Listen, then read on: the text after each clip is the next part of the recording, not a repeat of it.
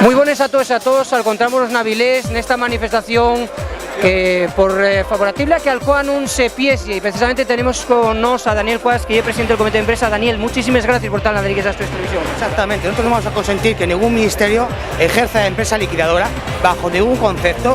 Nosotros vamos a defender nuestros puestos de trabajo, exigimos una solución inmediata al problema que el ministro ha puesto encima de la mesa, lo exigimos pero ya, que no se demore más. Y aparte de eso, una de las soluciones, exigimos que se pongan todos los partidos políticos a trabajar para hacer un marco energético estable para este país. Ya está bien de reírse de la industria de este país. Bueno, pues esto es muy fácil, ¿no? El señor ministro de Industria, el señor Soria, hizo un sistema para optar a las empresas de interrumpibilidad eléctrica que es una absoluta chapuza, ¿vale? Vamos así, claro. Ha hecho competir a empresas que no tienen nada que ver unas con otras para obtener interrumpibilidad eléctrica, con lo cual no es lo mismo una empresa como Alcoa, que es gran dependiente de energía, con otras que no dependen de energía.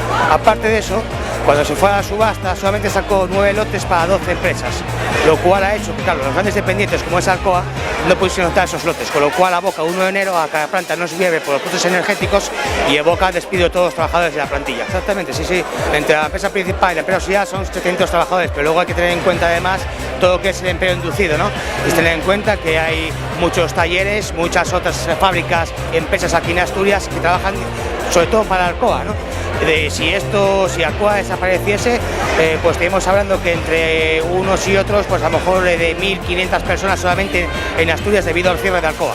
Vamos a dar otra visión, que hay una visión que normalmente no se ve, que es la visión de las familias, y para ello contamos con Javier, que está con el sonenu.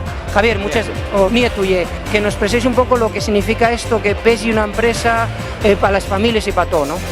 Bueno, pues, ¿qué te voy a contar? Llevo 23 años allí trabajando y ahora verme con 49 años en la calle, pues bueno, doy gracias a Dios que la filla y el yerno tienen trabajo, pero yo soy carpintero y la única solución que estás pensando es ponerme a chollar, a trabajar de carpintero y aguantar a ver si llego a la jubilación. Pero el cambio de vida es total. La verdad que estamos súper contentos, nos apoya la gente a tope, y igual ir en la caminata, cuando llegamos a Oviedo se te caen las lágrimas de emoción y estás peleando porque tienes que pelear.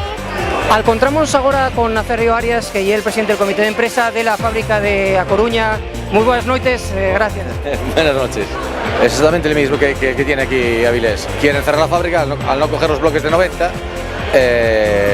En principio, si en la segunda subasta no los cogen, dicen que hay inviabilidad en la fábrica. Cerrarían las dos en este caso. La problemática es exactamente la misma, la de Coruña que la de Avilés.